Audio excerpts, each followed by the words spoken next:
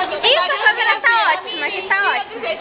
Ó, cadê? Põe os arcos aqui pra me filmar. Cadê o bloco? Gente, cadê o bloco? Vai, Camille, já sozinha aí. Drica, Gabi. Gabi, aquela animada. Cadê a graveta? Olha as nossas Gabi, aquela árvores ali. animada. Tem que cortar o graveto antes, gente.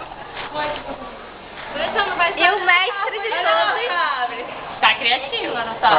Com todo cuidado. Tá criativa. A mais linda aqui. Evita depois não tá, né? Tá criativa. Gente, põe os arcos aí, é o principal. Tá lá em cima. Tá lá em cima. Vamos gravar jornal. Calma aí, nós vamos. E todo mundo começa a correr. Olha, ninguém correndo. Essa é só pequena, Mas assim, é a escola. corredora. Cadê o ar? Cadê o ar? Aqui, os famosos arcos da Lapa. Gente, deixa eu ver os arcos da Lapa aí pra me filmar.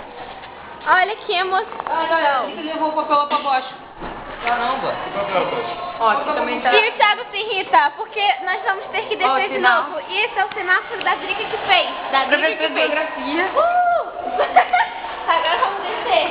E todo mundo começa a correr pra encontrar o grupo do arco da Lapa de novo.